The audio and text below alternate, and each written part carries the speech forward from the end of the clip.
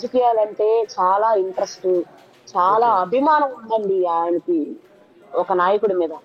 ఆ ఓకే. నాయకుడు ఏ పార్టీలో ఉన్నా గొడ్డు కష్టం చేసేటువంటి వ్యక్తిత్వం ఉందండి. ఓకే. నేను అడుగుతున్నానండి హోంమంత్రి గారిని. ఓకే. హోంమంత్రి గారు మీ ఛాంబర్‌కి ఒక పెద్ద నాయకుడు వచ్చి, ఓకే. ఆయన నాకు హెల్ప్ చేశాడు, ఎలక్షన్ చేయడానికి హెల్ప్ చేశాడు, ఆయన్ని బయటకి తేడానికి మీరు హెల్ప్ చేయండి అని ఒక ఫైల్ మీకు ఇచ్చారండి. అది ఓకే. నిజం కాదా అని అడుగుతున్నానండి నేను. అవన్నీ మీరు ఎందుకు వాస్తవాలు దాచిపెడుతున్నారండి? ఈ రోజు సమస్య వచ్చిందని ఏదో నేను నేను నేను నేను కానీ శ్రీకాంత్ వాళ్ళ ఫాదర్ కానీ ప్రిన్సిపల్ సెక్రటరీ గారు సంతకం పెట్టేసుకొని ఏమైనా ఆర్డర్ తెచ్చావా అండి? నేను అడుగుతున్నాను. కాదే. అంటే మీరు వెరిఫై ఆ చేసి పెద్ద నాయకుడే డైరెక్ట్గా ఫైల్ తీసుకెళ్లి అనిత గారి దగ్గరికి వెళ్ళి పెట్టారు. అది ఆయన బయటకు తేవాలి అన్న ఉద్దేశంతో అండి. చర్యలు కాదండి అది. ఓకే. చర్యలు కాదండి. ఓకే. మరి చర్యలు అయితే ఎందుకంటే కాదండి. అంతగా ప్రేమించే వ్యక్తి, అంతగా అభిమానించే నాయకుడు, శ్రీకాంత్కి జగదీష్ ఆయన అంటే వ్యతిరేక ఇష్టం, ఆయనకి శ్రీకాంత్ అంటే ఇష్టం. అలాంటి వ్యక్తి ఎందుకు ఇప్పుడు పట్టించుకోవట్లేదు? ఏదైనా మార్చేది చెప్పుడు మాటలేనండి. ఓకే. ఎంత మనిషినైనా చెప్పుడు మాటలు మార్చేస్తాయి. జగదీష్ ఏ విధంగా చెప్పుడు మాటలు చెప్పాడో నాకు తెలియదు కాదండి. సీన్ మొత్తం రివర్స్ అయిపోయిందండి ఇప్పుడు. ఈ రోజు నా వీడియోలు బయటకు రావడానికి కానీ, శ్రీకాంత్ ఈ రోజు బంధించబడ్డా నిజంగానే బంధించున్నాడండి. ఇంతకుముందు ఆ కర్మ ఆయనకు లేదు. ఓకే. ఒక అతను ఎవరో మధుసూదన ఎవరో ఒక అతను ఏదో పెట్టాడండి ఒక ఛానల్ లో మధ్యాహ్నం పొద్దున్న నేను యూట్యూబ్ లో చూసాను నిద్రలో ఏం కానీ ఆయన అన్నాడు వ్యవస్థలు నిర్వీర్యం అయిపోయాయి ఆ అమ్మాయి బయటేసిందని. ఓకే. వ్యవస్థలు అనేవి ఎక్కడ బాగున్నాయండి? ఎక్కడ బాగున్నాయి వ్యవస్థలు? చెప్పండి. వ్యవస్థ బాగుంటే ఇంటెలిజెన్స్ వాళ్ళకి ఈ నిజాలు తెలియదా? ఈ నిజాలు ఎందుకు మీరు సీఎం గారికి పంపించడం లేదని నేను క్వశ్చన్ చేస్తా ఉన్నానండి. ఓకే. ఈ విషయాలు తెలియదా? ఆయన ఎవరి కోసం పాకులాడతాడు, ఆయన ఎవరి కోసం బ్రతుకుతున్నాడు, ఆయన ఎవరి కోసం జైల్లో ఉన్నాడు, ఆయన ఎవరి కోసం ఊపిరి పీల్చుకుంటున్నాడు, ఆయన ఆయన దైవం ఎవరు, ఆయన ఎవరి కోసం ఉన్నాడు అనే వాస్తవం ఇంటెలిజెన్స్ వాళ్ళకి తెలియదా? వాళ్ళు ఎందుకు సీఎం గారికి నివేదిక పంపించలేదు? సీఎం గారు చంద్రబాబు నాయుడు గారు ఆయన అడ్మినిస్ట్రేషన్ గాని ఆయన ప్రభుత్వాన్ని నడిపించేటువంటి వాళ్ళు కానీ సమర్థవంతంగా ఉంటారని మా ఫాదర్ చెప్తా ఉంటారంట నన్ను. సీఎం చంద్రబాబు నాయుడు గారు నిజమైన నివేదిక తెప్పించుకుంటే కష్టపడ్డ పాత టీడీపీ కార్యకర్త శ్రీకాంత్ బాధ మీకు తెలుసుద్దండి. సో ఈయన జైలుకి వెళ్ళటానికి కూడా కారణం ఆ, ఆయన నమ్ముకున్న, మీరు చెప్తున్న ఆ పెద్ద నాయకుడి కోసమే జైలుకి వెళ్ళారండి? కాదండి. ఓకే. కాదండి. అది జైలుకి వెళ్ళిన ఆయన తీనా పేపర్స్ లో ఉన్నాడు కాబట్టి ఆయన్ని ఫస్ట్ ఎఫ్ఐఆర్ లో పేరు చేర్చకుండా తర్వాత ఛార్జ్ షీట్ లో చేర్చి ఆయనకి ఆ ఇద్దరు శ్రీకాంతులండి ఇందులో. ఓకే. A2 శ్రీకాంత్ చనిపోవడం వల్ల ఈయన హైలైట్ అయ్యాడు, శిక్ష చేసేసారు. అది కోర్టులు నిర్ణయించారు, మనం దానికి ఏం చేయలేమండి. ఈయన A3 అండి. ఈయనేం పొడవలేదు, నరకలేదు, చంపలేదండి. కొట్లాట మధ్యలో చనిపోయినటువంటి వ్యక్తికి శిక్ష పడ్డదండి. మరి ఆయన అప్పీల్ కి హైకోర్టుకి వెళ్ళాడండి, తర్వాత సుప్రీంకోర్టుకి కూడా వెళ్ళాడండి. అసలు మామూలుగా నేను చూసినంత వరకు అప్పీల్కి వెళ్తే హైకోర్టులో శిక్ష తగ్గించబడుతుందండి. అవునండి. మరి A3కి ఎందుకు శిక్ష తగ్గించబడలేదు? అక్కడ ఏం జరిగిందో నాకు తెలియదండి. సుప్రీంకోర్టులో కూడా కన్ఫర్మ్ అయింది, అదేం జరిగిందో నాకు తెలియదండి. అంటే అరుణ గారు, మరి ఇక్కడ ఇది బాధాకరమైన సందర్భం. మిమ్మల్ని ఒక మహిళగా, ఒక నిస్సహాయ స్థితిలో, ఒక ఇబ్బందుల్లో ఉన్న మహిళని ఈ ప్రశ్న అడగకూడదు. కానీ జనాల దృష్టిలో మిమ్మల్ని చాలా దారుణంగా క్రియేట్ చేసింది సొసైటీ, సారీ కొంత మీడియా. మిమ్మల్ని ఈరోజు సొసైటీ ముందు ఒక దోషిగా నించోబెట్టి మీ క్యారెక్టర్ని అసాసినేషన్ కూడా చేసింది ఒక విధంగా చెప్పాలి అంటే. అందులో భాగం ఏంటంటే మీ భర్త ఎలా చనిపోయారో నాకు తెలియదు, బట్ మీ భర్త చనిపోవటం వెనక కూడా మీ పాత్ర ఉంది అన్నట్టుగా ఒక ఆర్టికల్ రాశారు. అది చూసి మాకు కూడా నిజంగా బాధ అనిపించింది, ఇలా ఉంటుందా అని. మా నా భర్త ఎలా చనిపోయాడనే దాని మీద సమర్థవంతంగా కేసు కట్టి అప్పట్లో ఇన్వెస్టిగేషన్ చేసింది శ్రీనివాస్ గౌడ్ అనే ఒక ఎస్ఐ గారండి. ఇప్పుడు ఆయన సిఐగా 6 టౌన్ లో ఉన్నాడండి. ఓకే. ఆయన ఇంటర్వ్యూ తీసుకోండి మీరు ఛానల్స్ వాళ్ళందరూ కూడా, ఆయన చెప్తాడు దాంట్లో. నాకు అసలు అప్పుడు 18 సంవత్సరాలు ఉంటాయండి. 18 సంవత్సరాల వయసులో నాకు ఎవరు తెలుసండి? నాకు నెల్లూరులో Atmakur bus stand, Gandhibomma centre తప్ప ఏమీ తెలియదు. అది కూడా మా అమ్మతో వెళ్ళేదాన్ని, మా అమ్మతో వచ్చేదాన్ని. ఓకే. ఆ వయసులో నేను అంత కుట్ర. ఇంకోటి ఏంటంటే మేము చిన్నప్పటి నుంచి ప్రేమించి పెళ్లి చేసుకున్నామండి. ఓకే. ఇంకో బాధాకరమైన విషయం ఏంటంటే నా భర్తతో నాకు ఏ సంబంధం లేకుండానే చనిపోయాడండి. ఓకే. ఉమ్. అంటే అండి, ఏ సంబంధం లేకుండా అంటే బాబు పుట్టాడు కదా? నాకు లేదండి, బాబు పుట్టింది నేను ఒకరి చేతిలో మోసపోవడం వల్ల నాకు బాబు పుట్టాడు. ఆ విషయం నా బిడ్డకు కూడా తెలియదు. నా బిడ్డకి తండ్రి శ్రీకాంతే అని చెప్పాను నేను అప్పుడప్పుడే ఊహ తెలుసుకున్నప్పుడు 2022లో. అప్పటి నుంచి ఆయనే తండ్రిగా భావించి వాడు కూడా ఇంటర్వ్యూలకు వస్తుంటాడు. ఆయనే తండ్రి అని బయట చెప్తాడండి.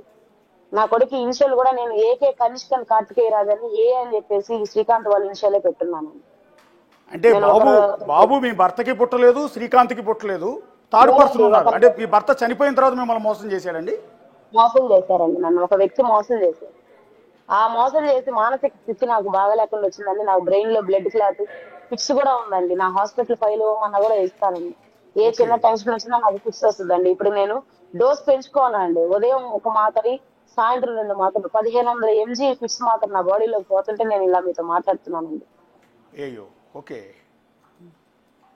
అంటే నిన్న మీరు ఒక మాట చెప్పారండి, మీ భర్త వాయిస్ అండ్ శ్రీకాంత్ గొంతు, ఇద్దరు గొంతులు కూడా ఒకేలా ఉంటాయి కాబట్టి నేను శ్రీకాంత్ని ప్రేమిస్తున్నాను అన్నారు. స్టిల్ ఇప్పటికీ అదే కారణమా?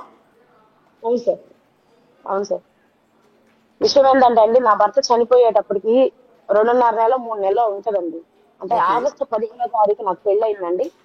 నవంబర్ 2వ తారీఖు మా మామయ్య, నేను మామ అంటానండి, మా అత్త కొడుకు, నాకు మేనత్త కొడుకునండి ఆయన.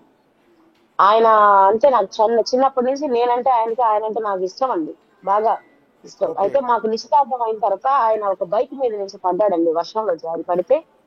ఆయనకి తొడ దగ్గర నరం కట్ అవడంతో ఆయన శారీరక సంబంధాలకు దూరంగా ఉండమని చెప్పి డాక్టర్ అడ్వైజ్ చేశారండి. ఈ లోపల మాకు పెళ్లి సమయం వచ్చింది, పెళ్లి అయిపోయింది. కానీ మాకు ఎటువంటి శారీరక సంబంధాలు అనుభవించకుండానే నా భర్త చనిపోయాడండి. ఆ మానసిక వేదన నన్ను వెంటాడుతూనే ఉందండి. నా భర్త నాకు దక్కకుండానే చనిపోయాడు. అట్లీస్ట్ మా పెళ్లి ఫోటోలు కూడా, పెళ్లి వీడియోలు కూడా చూసుకునే అవకాశం కూడా దేవుడు ఆయనకి ఇవ్వలేదండి. మేము చాలా గొప్పగా పెళ్లి చేసుకున్నాం. అంటే అంతలా ఇష్టపడిన వ్యక్తిని చనిపోయిన వెంటనే మళ్ళీ మీరు ఇంకొక వ్యక్తితో కమిట్ అయ్యారు కదా? అంటే ఇది actually me personal issue, but జనానికి క్లారిటీ కోసం అడుగుతున్నాను నేను. జనాల క్లారిటీకి నేనే ఇస్తానండి, ఎందుకంటే రకరకాలుగా నన్ను తప్పుగా వాళ్ళు అనుకోకూడదు. అవును, అందుకే నేనే ఇస్తానండి. వెంటనే కాదండి. నేను 5 ఏళ్ళు 6 ఏళ్ళు నేను ఒంటరి జీవితం, హెల్త్ ఇష్యూస్, హాస్పిటల్ అడ్మిషన్స్, నేను కోమాలో కూడా వెళ్ళానండి. కొన్ని రోజులు నేను కోమాలో కూడా ఉన్నాను. ఆ షాక్ నుంచి బయటికి రావడానికి నాకు కొంచెం సైకలాజికల్ ప్రాబ్లం వచ్చింది. ఆ సైకలాజికల్ ప్రాబ్లం లో నారాయణ హాస్పిటల్లో హెచ్ఓడి కృష్ణమూర్తితో హెచ్ఓడి గారి దగ్గర నేను ట్రీట్మెంట్ తీసుకున్నాను. కొద్ది రోజులు సైకియాట్రిక్ గా మా ఇంట్లో వాళ్ళని కూడా కొట్టేదాన్ని అంటండి, కోపం వచ్చినప్పుడల్లా. ఆ మానసిక పరిస్థితిలోంచి నన్ను బయటికి వేసడానికి కొంచెం టైం పట్టిందండి మా ఫ్యామిలీకి. తర్వాత నేను ఒకరి మాయ మాటలు నమ్మాను. ఒక 5 ఏళ్ళు 6 ఏళ్ళ సమయం తర్వాత ఒక మాయ మాటలు నమ్మానండి. కొంత పరిచయంలోనే నాకు ప్రెగ్నెన్సీ వచ్చేసింది. తర్వాత ఆయన పెట్టే వేధింపులు తట్టుకోలేక నేను బయటకు వచ్చేసాను. ఆ తర్వాత బయటికి రావడం, నేను వెలుగులో చేరాను. వెలుగులో చేరిన వెంటనే ఇంకొక పెద్ద నాయకుడు నిరంజన్ బాబు రెడ్డి గారు అని ఆయన నా మీద పగబట్టారు. నా ఉద్యోగులు తీసేసేసాడు, నన్ను రోడ్డు మీద వేసాడు. నాకేం చేయాలో తెలియక ఆ కేసులు పెట్టించాడండి నా మీద. ఈ రోజు దిశ పోలీస్ స్టేషన్ లో ఉన్నటువంటి సిఐ చింతం కృష్ణారెడ్డి, ఆయన అడగండి మీరు, నన్ను ఏ విధంగా నలిపారు. ఆయనండి అప్పుడు కోవూరులో ఎస్ఐ. నన్ను నలిపారండి, బండి పెట్టి ప్రచారం చేశారండి, పట్టించండి ఆ అమ్మాయిని, ఎక్కడుండో పట్టించండి, నన్ను అరెస్ట్ చేయాలి, జైలుకి పెట్టాలని. అంత బాధలు ఎదుర్కొన్నానండి. దాని వెనకాల ఉన్న కారణం ఏంటో తెలుసా అండి? వైఎస్ఆర్సీపీలో వార్డు మెంబర్ గా గెలిచినటువంటి నా తల్లి పోలంరెడ్డి శ్రీనివాసరెడ్డి సమక్షంలో వెళ్లి కండవా వేయించుకోవడం అండి. ఆ కారణంగానే నన్ను నలిపారండి. అబ్బో ఆ నలపడం నాకుండే ఆరోగ్య పరిస్థితికి ఇంకా నేను చచ్చిపోతానేమోనని, నాకు వద్దండి ఉద్యోగం అని నేను అప్పట్లో ఉన్నటువంటి అధికారులను బతిలాడుకొని ఆ ఉద్యోగం వదిలేసేసి, నన్ను ఏ వైఎస్ఆర్సీపీ పార్టీ ఇబ్బంది పెట్టిందో ఆ పార్టీ నాయకుడిని నేను ఛాలెంజ్ చేసి ఇక్కడ రాజకీయాల్లో నిలబడి కట్టుకున్నానండి. ఈ రోజు వైఎస్ఆర్సీపీ పార్టీకి ఎవరైతే నన్ను ఇబ్బంది పెట్టినటువంటి వ్యక్తి ఎవరైతే ఉన్నారో అతను పెద్ద చీటింగ్ వ్యక్తి అని అదే ప్రసన్న కుమార్ రెడ్డి గారు నిజం తెలుసుకొని వాళ్ళు పక్కన నెట్టేశారండి. అది నిజమా కాదా మీరు వెరిఫై చేయండి.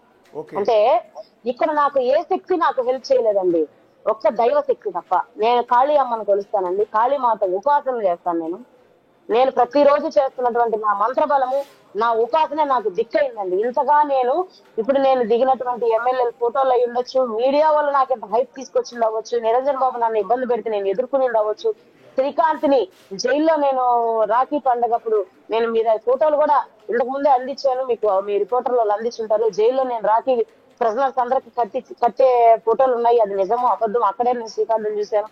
చూసినప్పటి నుంచి ఆయన్ని ప్రేమించి పెళ్లి చేసుకోవాలని ఇప్పుడు నేను చేస్తున్నటువంటి ఈ ప్రేమ పోరాటానికి కూడా నేను నమ్మిన నా దైవ బలమే నాకు తోడుంది కానీ ఏ మానవ శక్తో లేకపోతే ఏ దుష్ట శక్తో నాకు తోడులేదండి. నేను అది మాత్రం గట్టిగా నమ్ముతున్నాను. సిన్సియర్ ఇప్పటికీ ఇక మీదట కూడా నా ప్రాణాలు నేను నమ్ముకున్న దైవం కాపాడుతుందో లేదు. ఇట్లా నేను వ్యక్తిలో ఈ లైవ్ ఇచ్చిన తర్వాత ఇంతతోనే నా ప్రాణాలు పోవాలని ఆ దైవం రాసి పెట్టంలో తెలియదండి నాకు. సిన్సియర్గా ఇప్పటికీ శ్రీకాంత్ని అదే విధంగా ప్రేమిస్తూ ఉన్నారండి, అదే రకమైన ఎఫెక్షన్ ఆయన మీద. శ్రీకాంత్ మీద ఇప్పుడు ఇలా నన్ను సమాజం నలిపే కొద్దీ నాకు శ్రీకాంత్ మీద ఉన్న ప్రేమ ఎక్కువైపోతుందండి. ఆయన్ని నేను దక్కించుకుంటాను, ఆయనతో నేను జీవితం కొనసాగిస్తానన్న నమ్మకం నాకు ఎక్కువ ఉందండి. వీళ్ళు నన్ను చంపైపోతే తప్ప నేను పోరాటం చేసైనా సరే శ్రీకాంత్ తెచ్చుకోండి. సీఎం గారు కాళ్ళు పట్టుకుంటానండి పోయి. నన్ను ఇట్లా అయ్యా నేను మీరు సమావేశం పెట్టేంత వరకు వెయిట్ చేద్దామని నేను ఉన్నానండి, మీకు ఇంత మేలు చేశాడు ఆయన, ఇంటెలిజెన్స్ రిపోర్ట్ తెప్పించుకోండి, ఆయన ఎవరి కోసం కష్టపడ్డాడు గొడ్డులాగా, ఆయనకి మెర్సీ పెట్టండి అని వాళ్ళ తల్లిదండ్రులు తీసుకెళ్ళి సీఎం కాళ్ళ మీద పడతానండి. నా లైఫ్ ని నిలబెట్టండి సీఎం గారు అని ఆయన కాళ్ళ మీద పడతామండి, వాళ్ళ అమ్మగారు, నేను, వాళ్ళ నాన్నగారు.